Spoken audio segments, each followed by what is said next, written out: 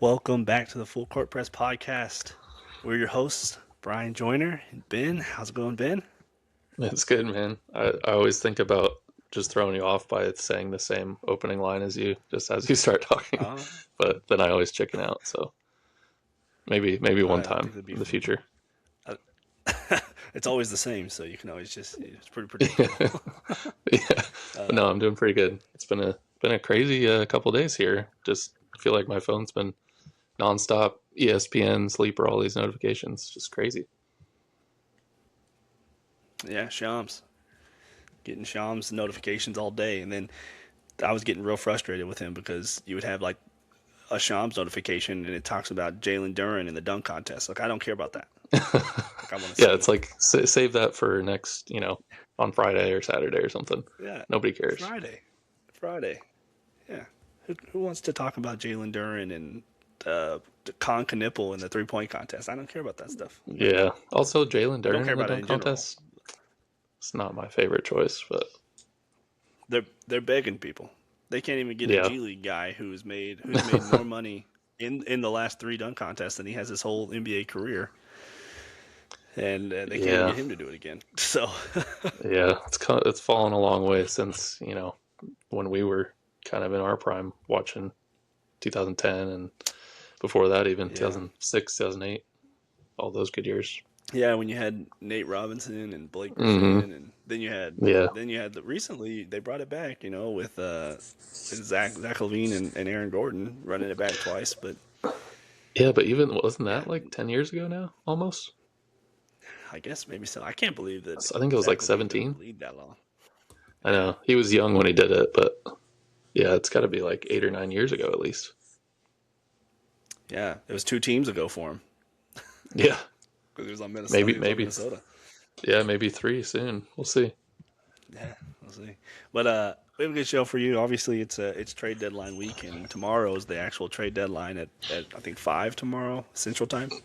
Um, Yeah, something so like that.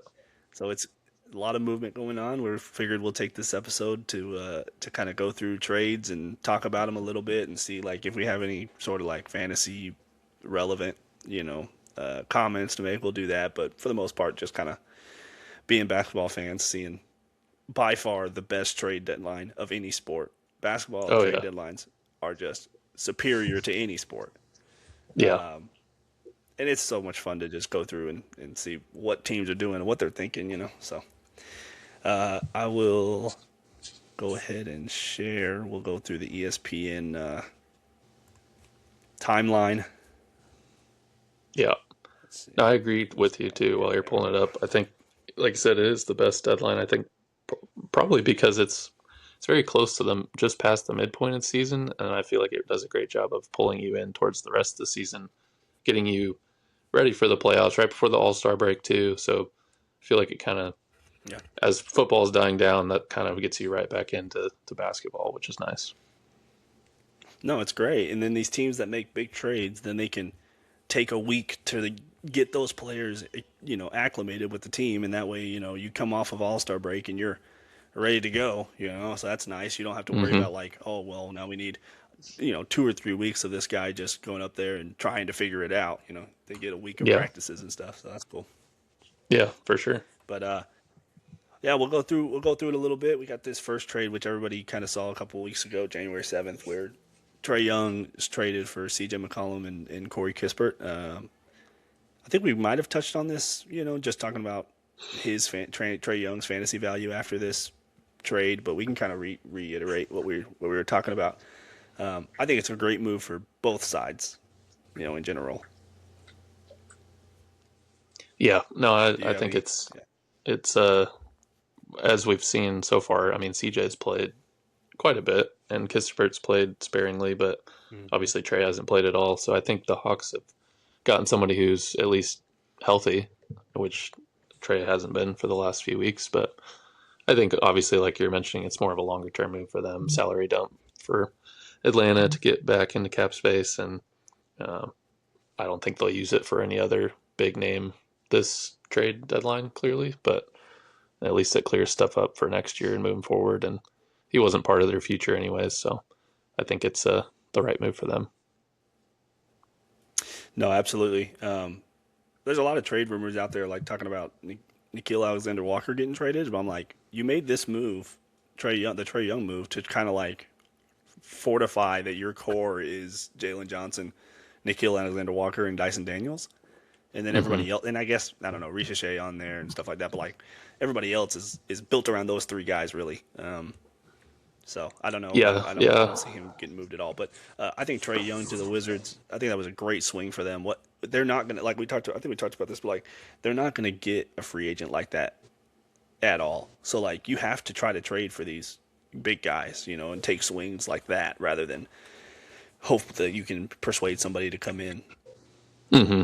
Yeah, and I think Atlanta had more or less given up on him being a number one or number two option Yeah. for them, and I think the Wizards clearly they need that. Obviously, Sarr's developing to where he maybe can become that in the next couple years, but I think to take a chance on a guy that has potential to really be your team leader for pretty much nothing, and they don't have to extend him if they don't want to, but at least gives them, like you said, the opportunity to cash in on somebody they're probably not going to get in free agency.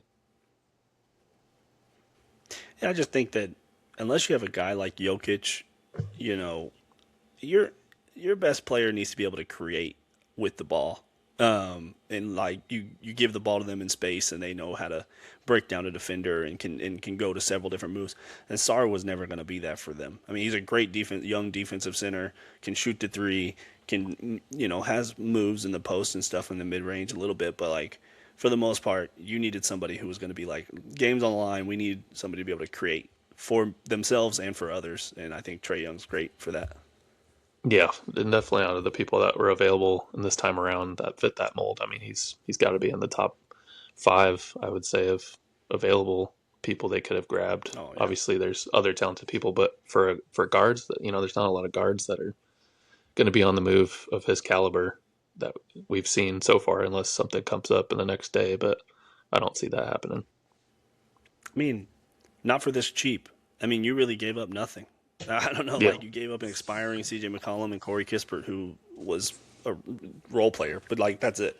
So like yeah. for a perennial All Star, I mean you can't do better. But that was the first trade to kind of kick off the year, kind of in trades. Hmm. But then we get to the first like trade deadline week trade, Hmm.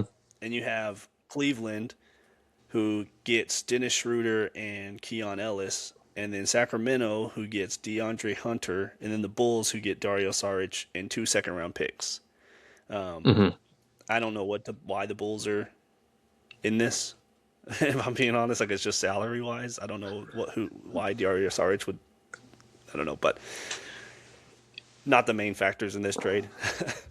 Yeah, I was reading about that, and that's shockingly that's actually the only good move that I think they've made so far, because they actually get a return in being that they get two picks. But I mean, and Saric Yeah, is true. is not going to cost them anything, so it was more of a way for the salaries to work out with the other two teams, but they kind of get the benefit of getting two picks out of it, which is nice of them and nice Yeah. considering that'll be their only positive trade deadline move, unless something happens here the next day, because we can get into the other ones in a little while.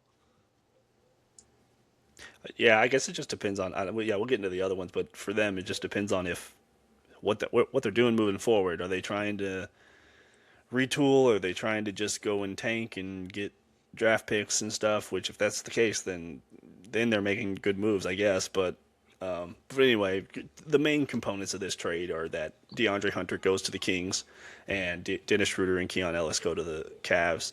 Um, I don't understand again what the Kings are doing. Like Yeah. you want to, and I listened to Locked On. I listened to a little bit of the Locked On Kings guy, and he's Oh, like, really? "Yeah, They this have the team they they want have to, one of those. well, every team has one." But I was listening to him, Yeah. and they were talking about how they want to make room for Keegan Murray to go from the four to the three because they don't think he's a four. Hmm. But you get DeAndre Hunter, or yeah, DeAndre Hunter, who isn't a four either. So now you Yeah. just like log jammed. It's like you didn't solve anything, and then you get rid of a very key. piece. I mean, Dennis Schroeder is whatever. He's just salary. He's been traded to every team in the NBA basically by now. But Yeah. Keon Ellis is a great young defending 3-point shooting. Like you want to have guys like that on your team if you're trying to win, which they do want to win. What they at least talk like they want to win.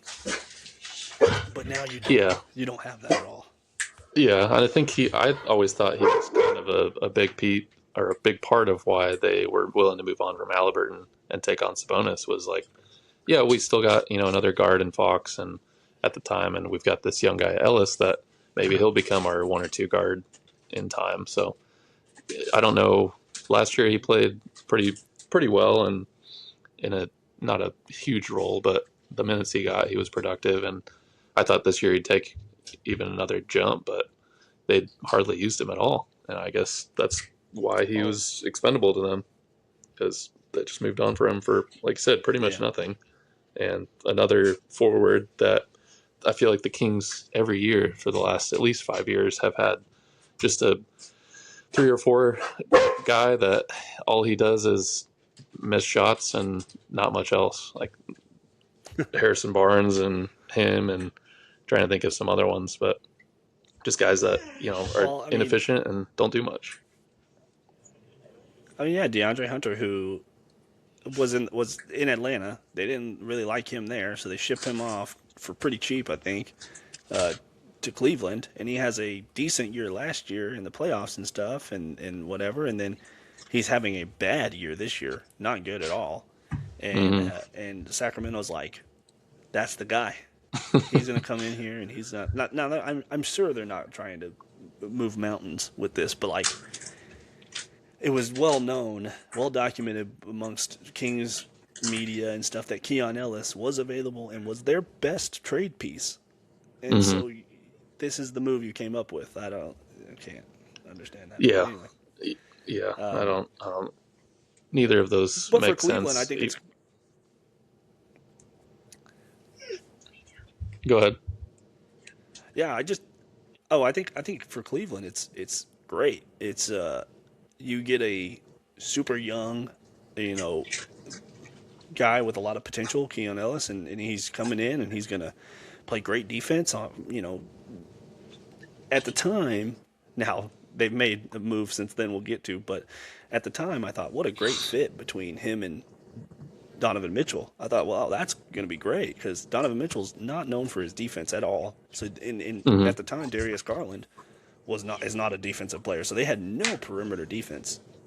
But now you get this guy who's a stud defender, perimeter defender, and I thought it was going to fit great. And we'll see. We'll get your opinion on their next move and how that fits with Keon Ellis and Schroeder and stuff. And maybe they have more moves to come. Maybe Schroeder gets shipped off somewhere else. Who knows? But we'll get to that. And if we want to, we can go on to the next one. We have we'll just I don't know. Let's get right over this. It's Portland gets a shooter from Atlanta who's a great shooter. Don't get me wrong, but like then Atlanta gets bench depth and picks. So they waived Reith already, so it was more just a roster dump for them to clear some space, and because I think if I'm not mistaken, they were close to the second apron. So then now with that move and their other move, they should be in a much better position now, and they get some picks. I think they were kind of at a logjam with, they called it the KKK, unfortunately, because they had Kispert and Krejci and who's the third guy? Oh, Kennard. It was a locked on guy. It wasn't me. Did not call it that. I hope so too, but that's kind of what they were referring it to as, and they got rid of Krejci. So yeah, so not a bad move. I think they weren't playing him enough at that point. Yeah.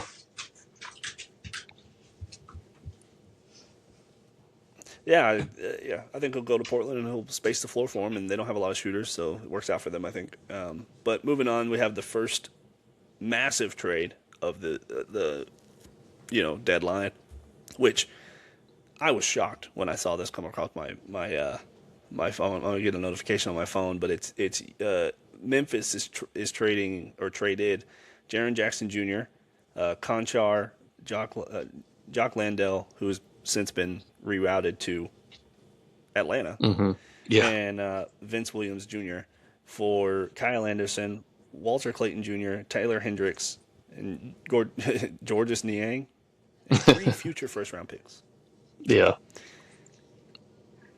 Memphis gets a good haul here. I think they have. I mean, Kyle Anderson, Niang, they're just kind of bench filler guys. I don't really see them doing Yeah. much for them. But Walter Clayton Jr. and Taylor Hendricks, a lot of potential there. And I think it's great. And three first round picks. I mean, you weren't going to beat that anywhere. So Yeah, I mean that's what 2 more than they got for Luca. So I mean that's a pretty good haul in my opinion. But uh, I think that was yeah, probably like you said the first trade that really shocked us. Which I feel like there's one every year, and maybe more, but at least one trade that's like, hmm oh yeah, that nobody saw that coming, or at least in that the other team that they traded with. Like I don't think anybody thought Utah was trying to make moves like that. So it does, I think, set yeah, them up better in the future, Utah and Memphis. I think both of them, obviously, they were ready to move on from Jaren, and they'll probably move Ja. We'll see in the next day. But I feel like it was the right move for them, and they got a good haul for it. yeah. I think I think Windhorse or somebody made a good point today about this was a move, and the reason why they moved Jaron Jackson first is because now they can drop the asking price for Jaw because they were looking for multiple first round picks and young players and all this stuff. So now they can move forward going like, well, maybe with Jaw we get like one vet or something and some first round picks or firsts and multiple seconds or something like that. It's all just about lowering the asking price of Job because you have this package you've already gotten for Jackson Jr.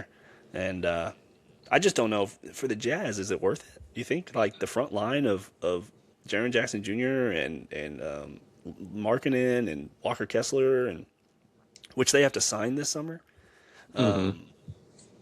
and then you have the point guard and you have a George who's been doing well this year. So it's like, do you think that's enough to make them near contenders?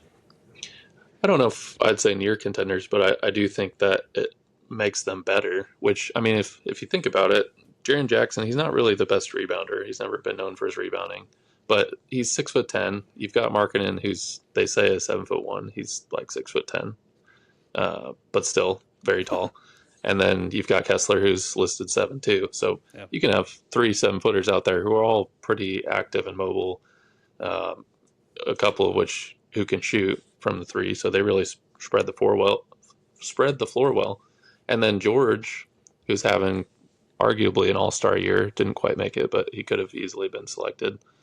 So I don't think they're contenders right away, especially in the West, but they're at least, I think, a little bit set up better for the future. I mean, because you go into this year and just like the last couple of years, they haven't really had any semblance of a plan. And now at least I think they can actually finally get Markin into play every game. And, next year they'll be probably gunning for a play-in spot, I would say. They still need some depth behind them, but I feel like they've at least got a young core that they can really start building positively now instead of just kind of, waiting around for what's next. This is their what's next, I guess. Yeah, yeah. I think for them, it's worth the shot. I mean, they get and a lot of people I think I've read on Twitter and stuff like that like, oh, they're worried about big lineups aren't working. With the Mavs and the other rosters like the Cavs, their big men lineup isn't really working that well. So it's like, is this? I think it's a little different because Jaren Jackson Jr. and Laurie Markkinen are floor spacers. So it's Mm-hmm. like they don't have to just clog the paint but they still play good defense. I mean, Laurie Markkinen is not as good a defender, but Jaren Jackson Jr. and Walker Kessler is a great defensive back line. So I think Yeah, it works out great for them. I think it could be pay dividends big time. definitely. And And I mean, I don't know go what ahead. these firsts are. Do you know? Um, I don't off the top of my head. I think there's a couple that there's none that are like super top four protected or something like that. But I think a couple of them could convey in decent spots, but nothing that at least jumped out as like, oh my gosh, these are gonna be great picks. because I think those are part of the Utah's Yeah, deal I just didn't for know if any. with Gobert. Oh, okay, so they're probably like Minnesota picks, I guess. That's what I'm thinking. Yeah, at least a couple of It's them. interesting. Yeah, yeah. I just if it's, I just wonder if any of these picks are their pick this year, because if their pick this year could be pretty valuable. It could. I But don't think it is, I but would I doubt it. think they're So, all. I think they're um, all later. But one last comment. I think to your yeah, point about the and bigs, yeah, I think the big comment was interesting because that's what the Mavs tried to do with Davis and Gafford and Lively and all, fill in the blank with all the tall guys they brought in, which actually the stats show like this is the only thing I think Nico got right is that they did defensively produce really well when they were all healthy and playing together. I think they were in like the top 5 in the league as yeah, far as like the defensive rating. But again, obviously the health of AD is an issue and Gafford with his ankle. But that there's potential there for Utah to really have, like you said, a defensive presence in the paint with those two guys, and then Markkanen being kind of a stretch defender.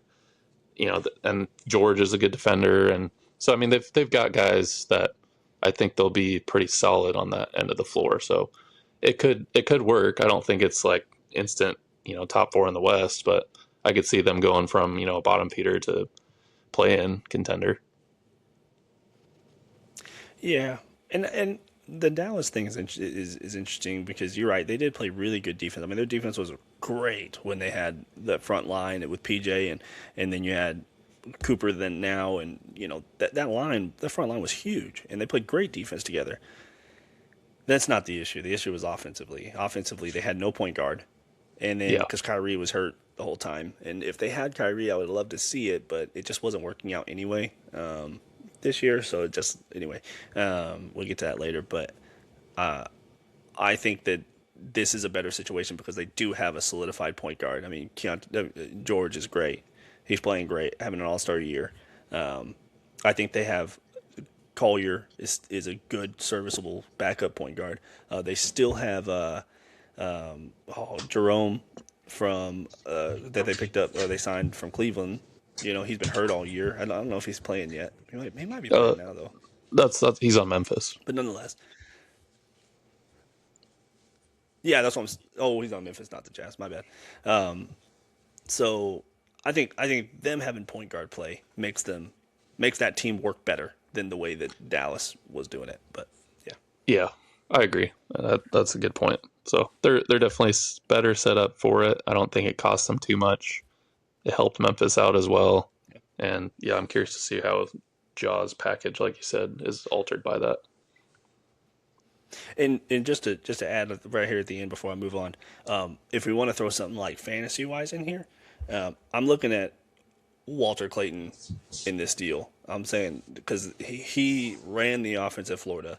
He was put down at the end of the bench because there's two other guys in front of him in Utah. I think that he could come in here, especially if they move Ja, and really be a solid point guard going this year. I think he'll get a lot of run. So definitely somebody to look out for. Yeah, I think so. If they move Jaw, if they don't, then I'd be a little concerned just because obviously Jaw is the starter. But Yeah, right. you've got, like you said, you've got Jerome, and then they've got Scottie Pippen Jr. coming back this week too. So hopefully they do move on from Jaw because I do think Clayton would be a good stash if you know need another guard, and he definitely his value will increase. No, for sure. Moving up to the next one, we have the one, I guess the second Bulls trade, which they receive Mike Conley and Jaden Ivey, and send out to Detroit Kevin Herter and Dario Saric and a 2026 first pick swap with Minnesota, and then Minnesota just gets cash, which is whatever. Nice. So I, this move made me go, oh, they're getting rid of Kobe and or Ayo. They're getting rid of one of those guys, Yeah. which they end up doing later. But like, you're not bringing Ivy in for nothing, to sit on the bench. So it's like one of those guys was definitely on the move. Oh yeah. Yeah. It was pretty clear at that point. I mean, they're taking a little flyer on Ivy. He's hasn't panned out the way Detroit wanted to, mostly because of the broken leg. But I think they could just see he wasn't fitting their Mm. system when he came back. He probably wasn't fully healthy either. So maybe next year the Bulls will roll him out there as their starting guard. But it doesn't make a ton of sense other than, like you said, if I think Minnesota was obviously they're trying to clear some space to maybe work a Giannis deal in there somehow, but they're also, which we'll talk about in a little bit, I think they're gonna. What's the rule named after? Who's it? Uh, Andrew Bogut. That's who it is. Where Oh yeah. he gets traded, he gets traded again, and then they can re-sign him for a veteran deal. Like they're definitely going to do that with Conley. Oh, you think so? They think that because he got traded again today, He um, did, yeah, and so you think yeah. he's just going to go back to Minnesota? I do, yeah. I think it was just a way for them to circumvent kind of some cap stuff, and they're going to bring him back on a vet deal and save themselves like 10 million or something, and have a little bit more space for Giannis. I think that's kind of their play there, or somebody else if they can't get Giannis. Yeah. No, I think that could be a good move for them. And then Detroit, I mean, do they need another shooter? And I Dario mean, Saric is a but he's not going to play. He's not going to play for them. Dario Saric. He might play sparing no, minutes, but he's really not. He's really a bench player. But like Kevin Herter, like you already have Duncan Robinson. You already have Javante Green.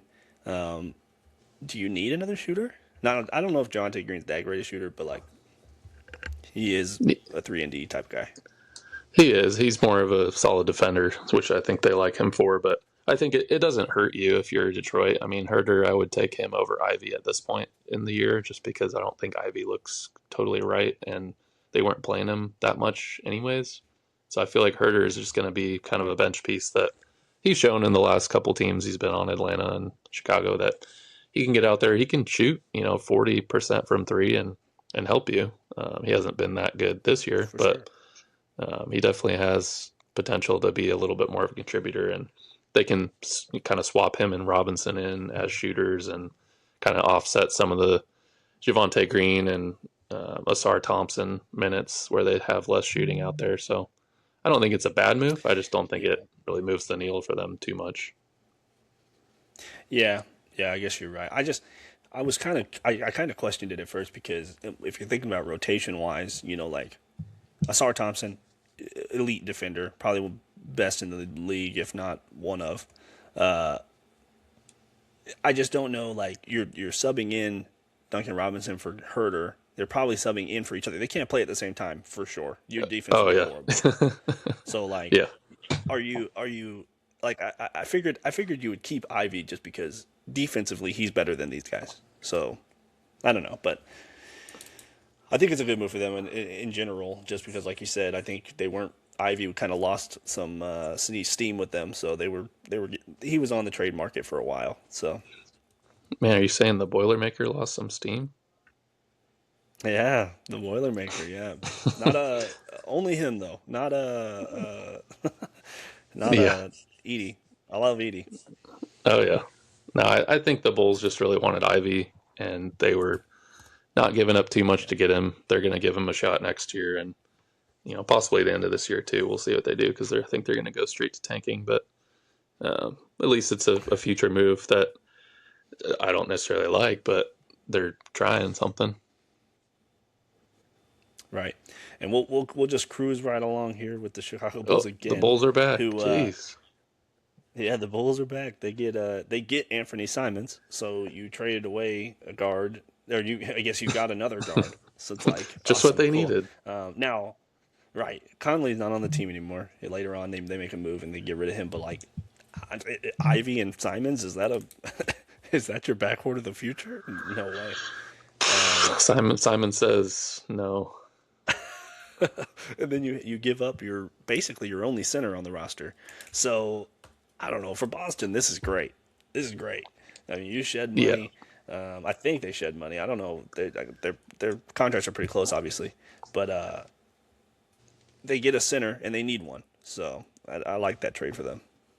Yeah, oh, yeah. Boston definitely gets the good end of the stick here, and I mean that's just what they needed. Like you said, they needed a big man. It doesn't even have to be a good defending big man, which is why I think Vooch is a good fit for Hmm. them because they're playing fine. I mean, they're third in the East without their top player, and you know, with a supposedly they were in the second apron and now all of a sudden they're below both aprons. And I'm like, just incredible work again by Boston's front office that Yeah. they're always going to have a shot regardless of if your best player's out for the season or not. So just gives teams like the Yeah. Bulls a preview of what a good franchise looks like while they just rob you of, good player and give you the player I told you to drop last week in Simons. So just, Yeah. Yeah. like you said, I think Chicago now they have a grand total of one decent big man in Jalen Smith and nobody else. So we'll see if they Decent get at best. get a big man. Oh yeah, I mean he's decent. He's nothing fancy, but that's the only one that they have that's startable. Right. Yeah, for sure. Now they could have more moves coming on. Who knows? They were interested in Daniel Gafford, but I don't think they're going to do that now because there's no point in it. Yeah.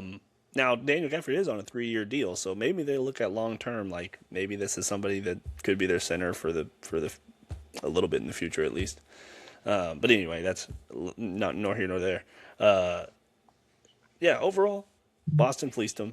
Brad Stevens just get the executive of the year right now. Hmm. And then we'll move on to the next one, which is the next big trade. Which I was shocked when I read that. I like most people when James Harden said he wanted to be traded because this team was 17-3 in their last 20 games. They were the best team in the NBA. Kawhi Leonard's Yep. playing at one of the best he's ever played in his whole career, and James Harden's like, I don't want to be a part of this anymore. Like I what? mean, it's James Why? Harden. What do you expect? His middle name is Trade I Me. guess so. I guess so. He wants. Yeah, he wants to kick himself in the teeth. I don't understand. Now, Shams came on, or somebody was like, he wanted to. He didn't think his future was set in L.A., so he wanted to go somewhere where his future would be set. Now, I don't know why he thinks Cleveland's that because they are knocking on the second apron door. Even I mean with him, and so it's like I don't know why he thinks Cleveland's going to be able to offer him money for extended amount of time. I don't know, I think but his it makes main them good. goal I mean, it's a is, great fit. Like he's yeah. No, I mean, it's a good fit for him, but I think his main goal is championship or bust. The rest of his probably 3 years he has left, and in his little interview they did after, he was like, yeah, I mean, it's not that I wanted to leave LA so much as that I wanted to be somewhere where I felt like we were going to win. And I guess he thought that 17-3 is not winning and it's not going to cut it in the playoffs. But at the same time, I don't blame him in that the West is a gauntlet. You get out of the West, you go to the East to an already top four yeah, contending team, yeah, and they're getting healthy. They're not even full strength right now. So I feel like that's a much better play than staying with the Clippers. And, he was going to have to deal with some offseason stuff anyways. So might as well kind of pick where you get to go. And I don't think it's a bad fit for him. It's not the most ideal, but where it has been the most ideal fit for yeah. Harden wherever he's went. I think I think production wise, James Harden is at the point of his career where he's like, I don't want to be the offensive engine, and I think that's what he was in L.A. And I think he didn't want to do it anymore. So he comes to Cleveland, and now he's basically saying, he's basically probably going to go there and be like, all right, guys, I'll be fourth quarter guy if you need me to, but this is still Donovan Mitchell's team. This is still Mobley's team. Like, I'm just going to set y'all up. And I'll hit stuff here and there and whatever. He'll be a 20 plus point scorer, like, no problem. But that team is still built around Donovan Mitchell. And he's just going to be a supporter of that. And, like you said, he's in the East. But I just don't know that James Harden makes the Clippers, the Cavaliers, better than Boston, better than Detroit. Like, are they better than the Knicks now? Is that kind of what they wanted to do? I don't think it makes them better. I agree. I better than them. I do think it makes them better as a team. I think Garland and Harden are similar and very different. Similar in the sense that they are good ball handlers. They can pass quite well. Garland's not as good of a defense. Well, they're both not great defenders, but I They're feel both like, horrible defenders. yeah, they need Harden scoring for when Mitchell is not on the floor and or having a cold night. So it's just an added scoring punch that I think is, a more well-rounded player than Garland is at this point. Plus, Garland's toes have been an issue this year Yeah. that I don't think they were fully convinced he was going to come back ready to go. So I think they were just like, all right, let's put all our chips in and just try this, and it may or may not work out, but at least we'll have this opportunity to have another 25 to 30 point scorer in the playoffs. That has kind of been what they needed in those situations, because they've been, even last year, they were the most dominant team pretty much all year. And then you get to the playoffs and you play a team, like you mentioned, that is just better than them because they have more scorers and more people that are Hmm. able to push them over the top. And I think they needed that rather than Garland. Yeah, injuries got them too last year, but yeah, for the most part, they Yeah. just got kind of outplayed, and I think they got outcoached. I don't know that their coach is really like you go up against a guy like Missoula, and I mean he's just a Yeah. savant, so it's like crazy. But anyway, I think the person who benefits the most from this, and if he's on this team after the trade deadline, he's gonna thrive. Is Jared Allen. I mean, James Harden is a pick and roll maestro, and look Yeah. what he did for Zubac. Yeah. I mean, that guy's almost an all star, and so um, so I'm interested to see how those two play together. I think they'll play really good together. It certainly can revive Cleveland's offense a bit because I feel like they've gotten a little stale. They've been pretty banged up, so it's partly that, but I think it just gives them that other threat, especially from three. But like you said, the pick and roll too, that really opens up their big men. And I do think it definitely moves them from a confident top four to more of kind of a confident top two or three seed in the East. And that might be just what they need to Yeah. maybe sneak past those teams that you mentioned and get them into the finals. What it does, and it also, I mean, like you said, James Harden's still an all star level player, like top 10 probably in the league, maybe. I don't know. He's probably pushing that, but he gives you a chance every series that you're in. Yeah. That's probably what Cleveland's looking for. But moving on, I'm ready to talk about this thing. Um, the We've big been waiting one, all day. the big one for us that I mean, I think I jumped out of my chair when I saw this. I actually didn't know this happened until you texted me. Really? You texted me, we Man. got rid of him or something. And I was like, yeah, I hadn't seen, I was working, I was zoned in. Yeah, I was on a So, but Teams call anyway, with yeah, Shams so, and he let me know, so I had to let you know right after that. wow. I got to get him on the podcast, man. He said he's above it, Yeah, so unfortunately. this trade is the Wizards get Anthony Davis, Jaden Hardy, D'Angelo Russell, and Dante Exum. And Dallas gets Chris Middleton, AJ Johnson, Malachi Branham, Marvin Bagley III, 2 first round picks, and 3 second round picks. A lot of people aren't happy about these first round picks, but like, what'd you expect for one? And two, they're still first round picks. So, and now the 2030 Golden State pick is top 20 protected, like it says right there. And so that means if they end up getting it, then Dallas would get, I think, 2 second round picks I believe so, instead, yeah. which, we'll have to see when we get to 2030 where the Warriors are at. Who knows at that point? But player for player, obviously the Wizards won. They get Anthony Davis, they get kind of a young flamethrower guard in Jaden Hardy, who's on a really cheap deal, three million a year or something like that, or maybe I think it's like 3 million a year. Exum, who's not going to play for them. He's hurt all year this year, and he's on a 1 year deal, so that's expiring. And then D'Angelo Russell, which I don't know how Dallas was able to get him in this deal, honestly. Yeah, thank God.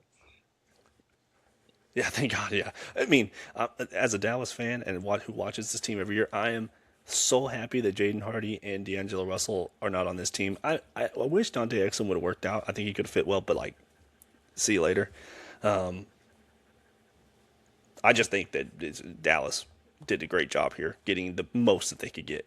They they had talked about the fact that what they were wanting was cap relief, young player or players, and then draft capital, and they got all three.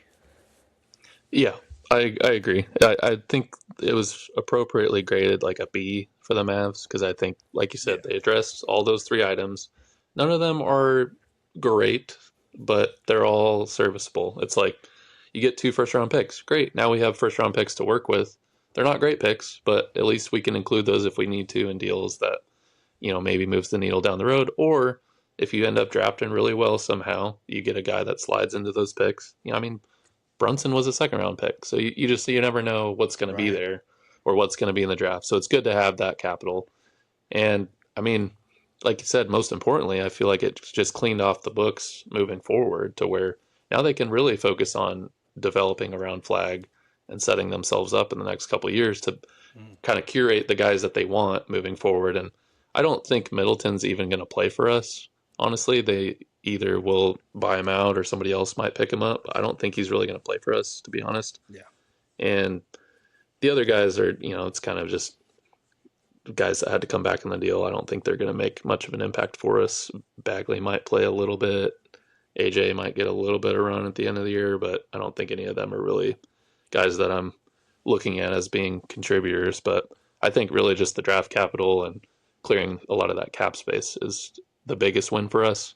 And, Yeah. maybe setting us up for the future a little bit better than where we were. So, and kind of Oh, ends the inevitable wait getting rid of Davis. So, that was the whole thing, was that Davis was going to get moved one way or another because Dallas was not going to pay him. I mean, he's going to ask for the Supermax deal, which he's earned, I guess.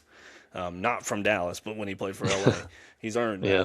that. And he's going to get $275 million for the next 4 years or something like that. And if Washington's willing to pay that, good for them. I don't know what him and Trae Young, who knows? They may work great together. But for Dallas, they clear up $70 million next year and going into Yeah. free agency. That's So it's huge. like, I mean, you couldn't have asked for better. That's huge. I mean, now they're not even. They were pushing the second apron. I mean, as a bad team pushing the second apron, that's horrible. Now they're not even in the tax. They're Hmm. below the tax, so they can take on more money. And so it's interesting. Chris Middleton, like you said, he's a $30 million expiring deal. I don't see him playing for us at all. It's a buyout situation probably.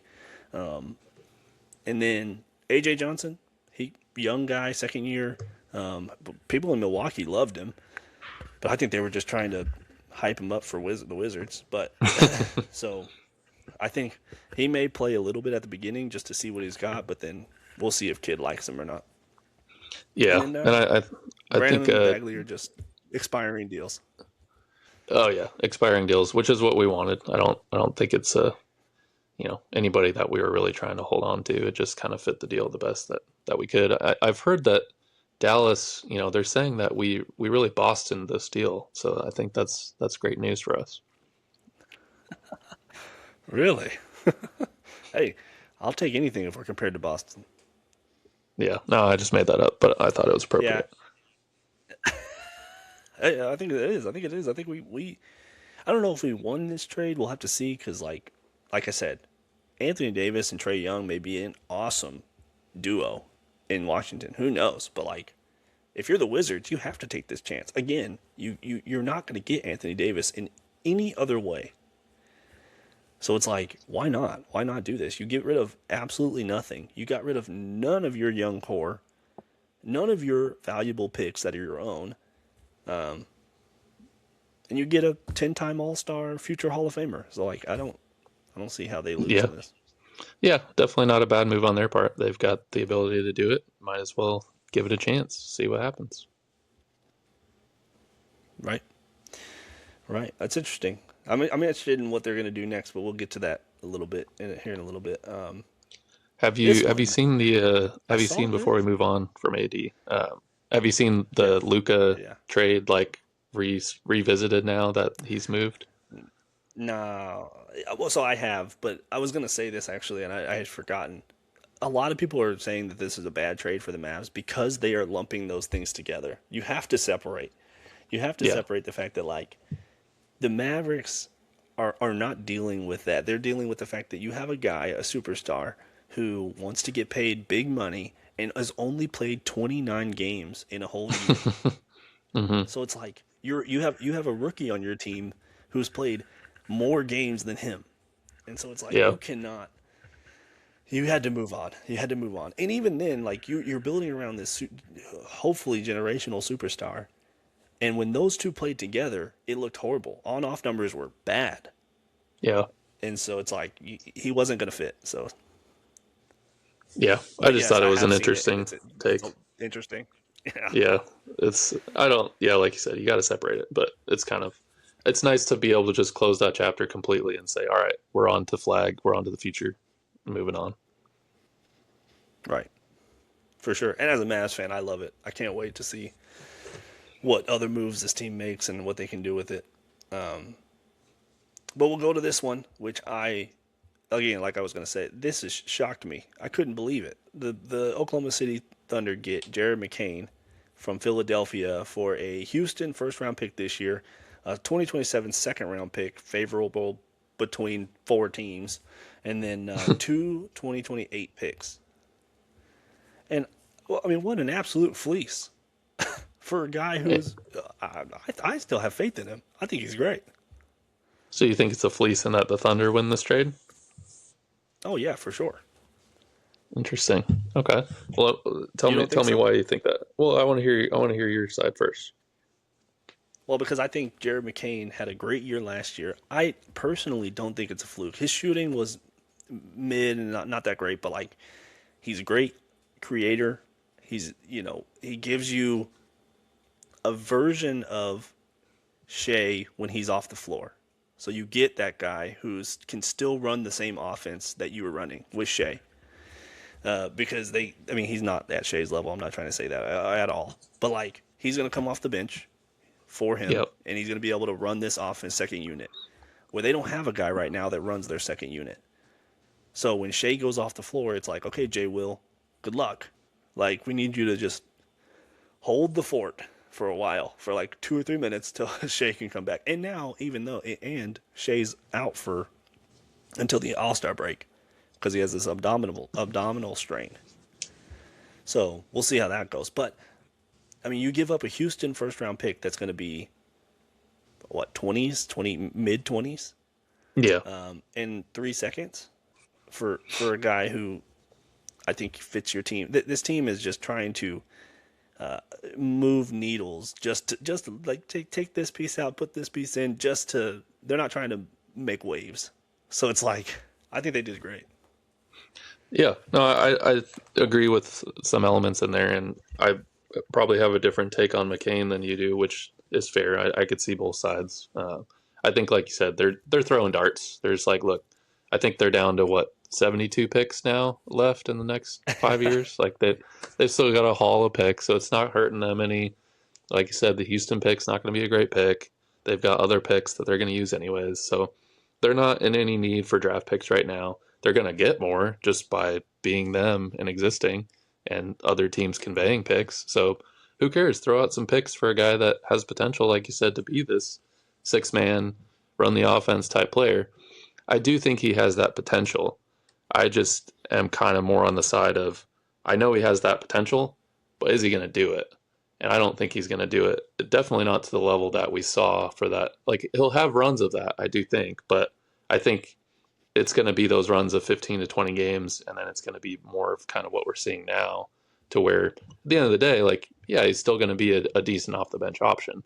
So it's worth it probably for those picks to have a guy that can do that for you. But I think even with Shea being out, he'll probably be back in a week or two. You've got like seven guards lined up in that roster that already have a hard time splitting all those minutes up. I mean, you've got Shea, you've got Joe, you've got Caruso, you've got AJ Mitchell, who I think is probably a comparable option to McCain. You've got Aaron Wiggins, you've got who's the other guy? There's one Yeah. more, Cason Wallace, and then you've got. I I mean, mean, you've you, still you got got Dort and Case J. and Will, Wallace and and Dort. yeah. So I mean, they're just loaded with these guys to where you don't need to hit on this move, but it's nice to have Right. another option for these picks that would turn into somebody probably like best case like a McCain. So might as well take the chance. Yeah, I think what they're doing here is like I said, I think those guards they do have a lot of guards, but none of those guards are able to be the primary point guard. Like you're gonna in the second unit, you are the point guard. You're going to bring the ball up. You're going to run the offense. Like, you're not trusting Case and Wallace to do that. You're not trusting Dort to do that. You're not trusting Wiggins to do that. Caruso is not going to do that for you. He'll bring the ball up, but he's not going to run the offense for you. Jared McCain has the ability and has shown last year that he can run an offense and do it successfully. So that's why I think that they kind of stole him there. So, and it doesn't hurt them any. I mean, like you said, they have 13 first-round picks now, and they had 14 before. So like now they have 13 still, and they're about to have this, like, the 5th or 6th or 7th pick in this draft, which is guard loaded. So it's like, what do they have to lose? Yeah, definitely. I don't think it was like wow, they just stole him on my perspective, but I also see like, wow, they got him for not much, and it's only really just a shot in the dark that it could really pan out well for them. So what's the risk there? There's not really any risk. It's just, let's try this out. For sure. Here's our fourth Chicago Bull trade. Yeah, I think so. Where they pick up Colin Sexton and Ousmane Dieng, and then 3 second-round picks for Mike Conley and Kobe White, and then a second-round pick that go to Charlotte. And then Oklahoma City gets Mason Plumlee, who has been waived. So, yep.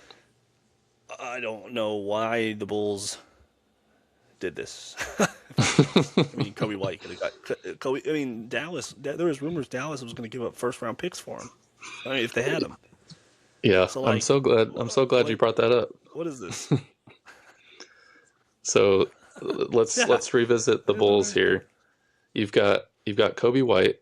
I'm thinking of guards that they've shipped out. You've got Zach LaVine. Give me a couple more. There's been a couple more. Man, who's the other ones?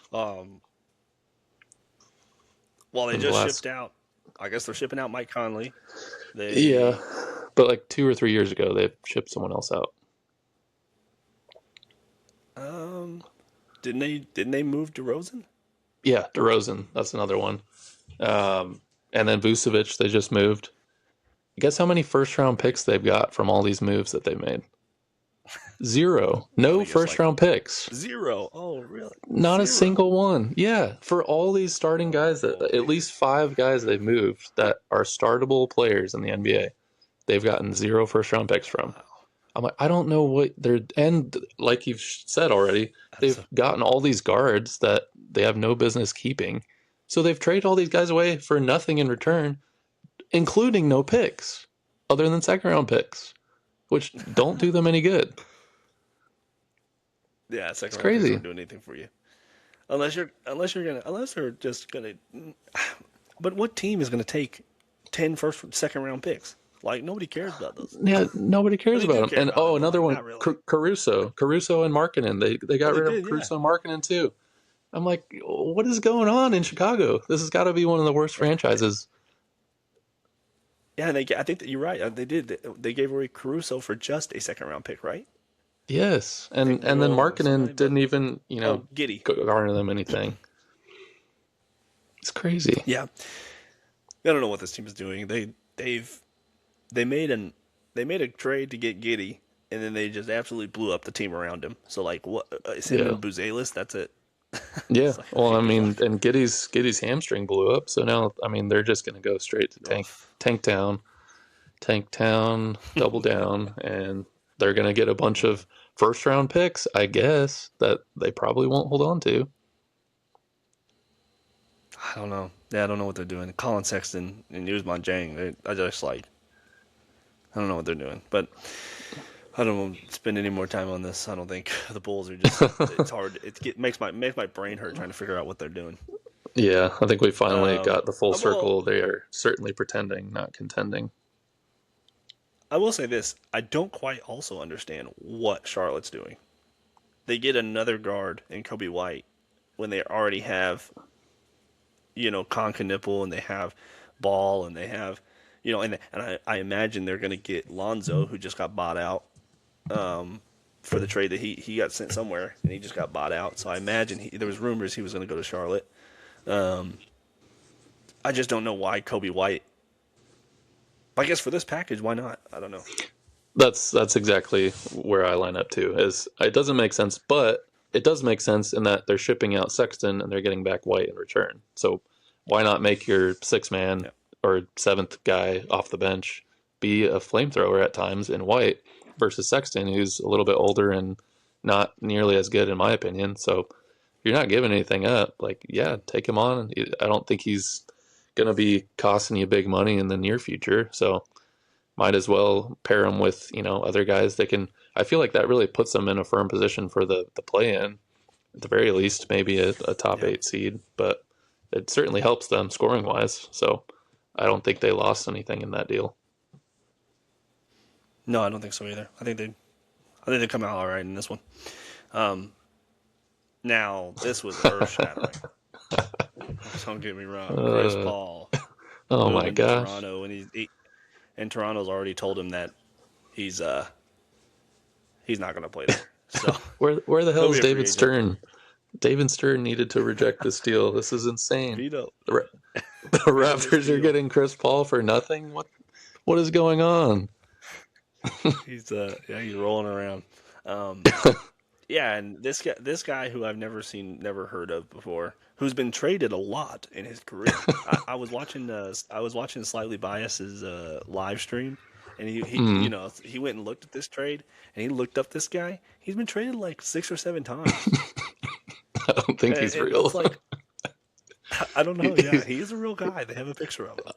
I don't know. I think he's just a guy that they But put a picture on there, and he's just a salary attachment. That they're like, oh well, if we throw in Vanya, yeah, everything works out. He's not real. everything. The Clippers are dying to get him. Oh yeah, they got But to pair him with Bogdanovich. Brooklyn gets a Agbaji. Oh yeah, Yeah, you'll have the impossible names. yeah. And I Zubac, think Brooklyn kind of Bogdanovich. sneaks out with Agbaji, I mean, and it's not I think bad they for might, them. why not? Yeah, Yeah, I mean, he's proven himself to be mid, but I mean, the Nets are perfect yeah, for that, and he's still young, so maybe he's got some stuff left in him. But I mean, like you said, it doesn't hurt them. yeah. I'm surprised I haven't heard anything about Michael Porter Jr. yet. I can't imagine that he's going to stay on this team past deadline, but maybe he will. Who knows? I've Big been hearing that contract. he will. Anyway, here's that deal I was talking about. Oh yeah, What? Who will what? I've been hearing that they're just going to keep him, which I was Um, shocked too. But well, I don't know. I mean, he's on like a 4-year deal, so trade him one of these years. But yeah, he'll be the new Laurie Markkinen. yeah, pretty much. But anyway, so we have Atlanta. Yeah, Atlanta who gets Jock Landale, who's a serviceable center, backup Yeah, guy. Utah gets Lonzo Ball, who they've already waived, and then Cleveland gets 2 second-round picks. yeah. I mean, pretty I not a mean, very meaningful deal, well, but at least stuff moving around. yeah, I mean, yeah, that's about it. If That's about it. I if mean, that's kind of what I was thought. I thought, well, yeah, go ahead. wasn't Lawndale on Atlanta like a year ago, and he's moved like 3 teams since then. I know he played. I think he played for the Suns, Yeah, and he and then played he for the played for Rockets, Houston, but I think he was with Atlanta before the and Suns. then he played for. Oh, was he? I'm not sure. I'm pretty Let's see. sure. I'll check. Jock Landale of St. Mary's. I remember watching him play against Arizona when I was in college. He was a student then. Whoa, what's that noise? There we go. Sorry about that. Oh, go to bio. Um. Oh, where's that at? Bio. There we go. Doink. Oh no, I guess Career not. history: Memphis. Oh, it was the Spurs. That's what I was thinking of. The Spurs. I didn't know he played for the Spurs. All right. Well, Yeah, cool. just for a season. Yeah. Either way, not a big Yeah. He. needle mover, but Nah. But that's all right. I think it's these trades happen. The people are clearing space and stuff, and I don't I don't think Utah is just looking for. I think after that big trade that they did, they're just kind of looking for some cap yeah, relief a little bit. So, yeah, not bad. but yeah, those are the deals so far. I'm sure there are going to be more in the next few. We can kind of touch on a little bit towards the end here. we'll touch on the big names. Yep. Do you have a prediction for guys like Giannis and Ja?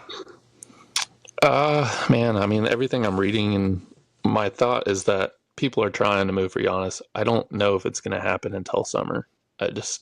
I feel like all these dominoes are falling, and I thought, like we talked about last week, that Giannis was kind of the big domino that everything else would fall from. But I think it's now at this point, it's probably, unless they take something from the Warriors with all those picks, or if Minnesota really works something out, the Heat are the only other option that I don't know. It'll probably not happen this time, I would lean, but I think they could just get a better deal done in the summer Yeah, that doesn't shift it too much this year. yeah. I'm curious on what they'll do because I'm with you. I think it'll probably go till the summer, but from what I understand, the Warriors have put their deal on the table. They put their best deal that they could come up with. They put it on the table, and now they're just waiting. They're just waiting, and, Yeah, and the Bucks are like, well, we don't have to trade him, so we're going to go to the Heat and we're going to go to the Wolves. And the Wolves are making lots of moves. And from what I yeah, understand, the Bucks are saying that they have to have Jaden McDaniels in the deal, mm. and the Wolves don't want to do that, which I I don't mean, blame them. I yeah, think Jaden yeah, McDaniels is crucial. definitely. I mean, he's that glue guy that you need to be in the playoffs, have that defender and 3-point shooter, and I mean, he's exactly what you want as a playoff team. So I don't blame them either, but I do Yeah. think, yeah, it's going to take. I think they're, like you said, they're fielding Minnesota and Miami like, hey, can you beat this offer? If not, here's your shot because we're going to take the Warriors either now or in the Yep. summer. And if you can't beat it now, if you want to try and do it for the playoffs this year, let's go. But I don't think they've been able to match that just yet. Yeah. Yeah, I think from what I understand, when I'm looking at these deals, unless the Heat come and offer a bunch of stuff like Tyler Hero, like we talked about previously, but like Tyler Hero and picks and who knows what, I don't. I think the Warriors are their best deal because I think they're going to get Yeah, young players. They're going to get picks. They're going to get picks that matter because the Warriors picks in like the 2000 or like 20 when you were starting to approach 2030 are going to be super valuable because Steph Curry's not going to be there, Draymond's not going to be there. If they trade Kaminga, he's not going to be able to try to take over that team. yeah, So I think the Warriors package is the best, and if they don't like it, then they're not going to do it.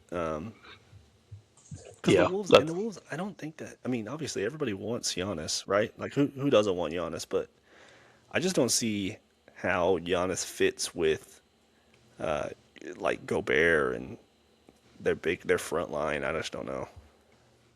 Yeah, that's not doesn't make the most sense, but I think if you pair him with Anthony Edwards and if you can keep Jaden McDaniels, I mean, you're defending like with Gobert, their defense is going to be hard to score on. I mean, that's pretty formidable, and True. yeah, they'll probably have to give up Randall or Nas Reed or McDaniels would be the other one, but clearly they don't want to do that, so.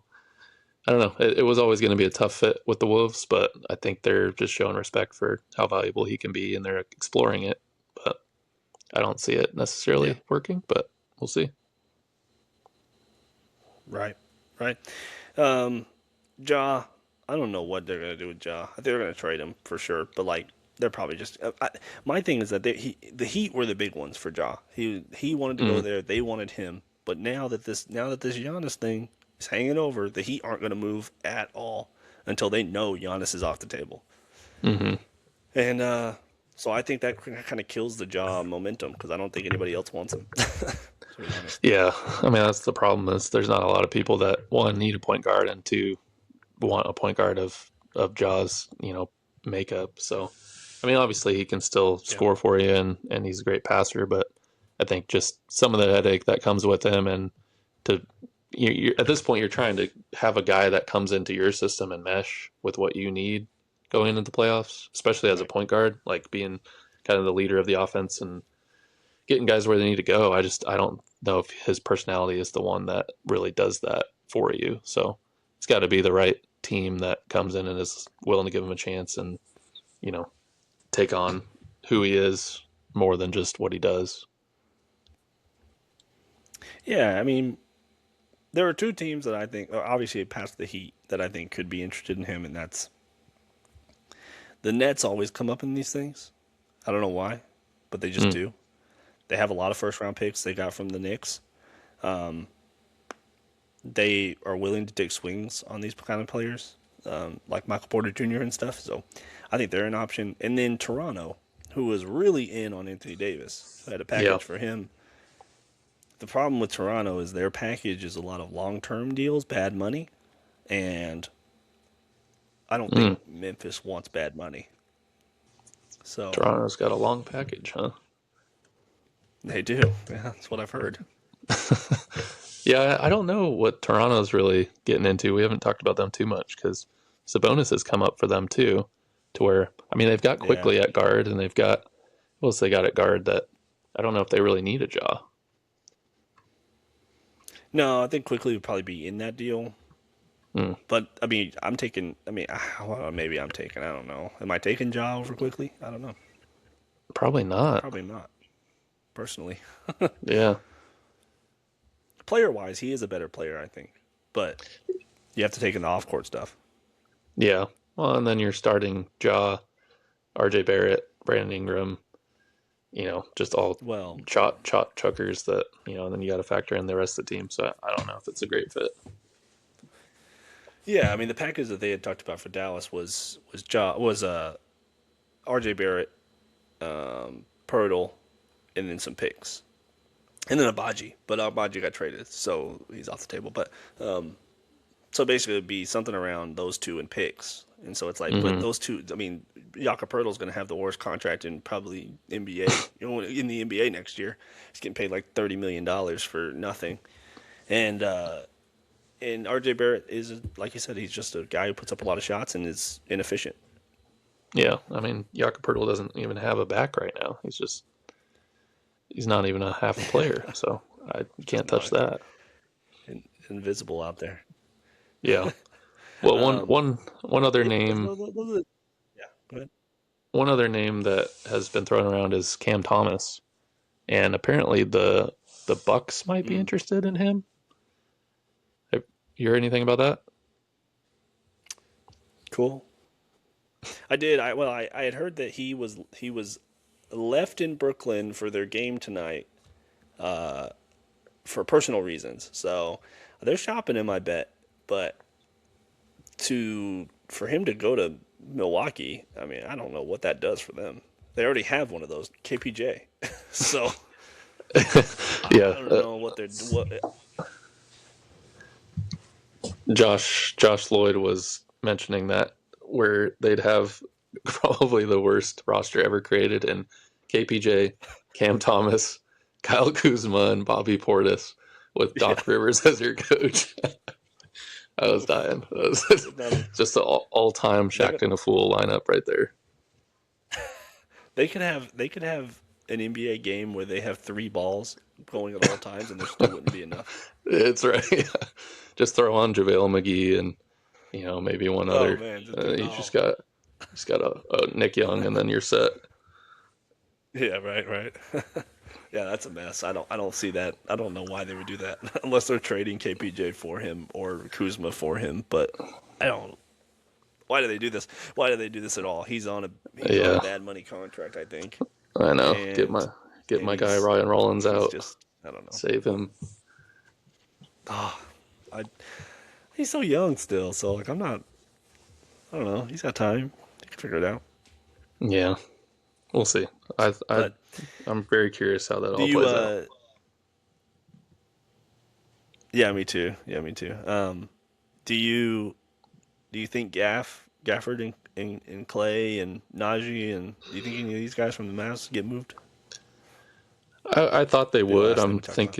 I'm thinking a little bit less now, just because I don't know if how active they're going to be since they got their big piece to fall. But I wouldn't mind moving. I would probably like to move Gafford at some point. I just not that I don't want him, but I feel like you could realistically get a first round pick for him, or you know save a little bit on the money front. But since they cleared so much money, it's less about the money now and more about, I think, picks and finding the right fit around guys like Flag. So I feel like if Gafford is healthy, he can be useful. So if we do keep him, that's fine with me. And, I think Najee's been showing that he can be serviceable too. So realistically, it's just Clay that it's got to go to the right team again that wants a shooter that doesn't play very good defense anymore. So I don't think they're going to make any more moves, but that's kind of how I'm feeling about it. Yeah, I don't know if this is possible. Somebody had posted on Twitter maybe that the Dallas Mavs could send Clay back to Golden State for um for that per, well for so the Dallas has their first round pick in 2030 now, hmm and for the protection to be wiped away. Hmm. So I don't know now how that that pick is works, but unprotected. I don't know if that'd be. I don't know if that's a thing that they can do, but yeah, that'd be I would interesting. do that. I would like that. Yeah, that'd be great. Yeah, I would like that a lot. It's basically like getting a first round pick. So, Yeah. and then Gaff, I don't know what Dallas. I don't know if it's because Dallas is like wanting to shoot themselves in the foot, or if the fact that they just have a bunch of injuries and so they get hurt a lot, and so they don't have an option. But if they're trying to trade him, sit him on the bench the next 2 days. Like, what are you doing? He has a bad ankle. You know it. Everybody knows it. Stop playing these guys. Anthony Davis, you were trying to trade him. You had a deal almost like lined up, it seemed like, and then he breaks his hand or something, tears a tendon in his hand, and so now you got to delay that. Stop playing guys that you want to trade. Damn it. Yeah, you hit the nail on the What are you head doing? saying that they're shooting themselves in the foot because literally his Yeah, feet are being shot or something. yeah. It's a mess. It's a mess. He rolled his ankle the other direction. Like he did like inside Ugh, this time. ugh, And it's yeah. like, oh my, what are we doing? Like, can we just stop breaking my heart? Yeah, I see it. You're wearing it on your sleeve. Yeah, on my shirt It's for life. sure. It's life as a Mavs fan for sure. Yeah, yeah. It's a slightly biased as this shirt that I'm gonna buy. I think it's like Oh yeah. $30. It's maybe I Can we can see it? Yeah, pull it up. let's see. I think it's called delusionalshop.com or something. Oh, I didn't spell that right, but I've never heard of this. this is not it. Oh, It's I Delusion thought it was merch.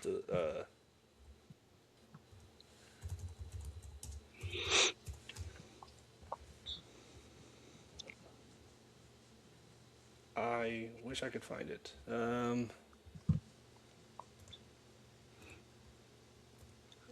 I want to find. Let's see. Hold on.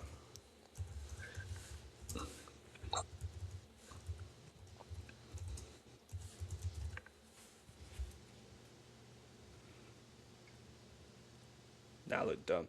But anyway, it basically says like You have to send me a it's kind picture of an later. odd thing.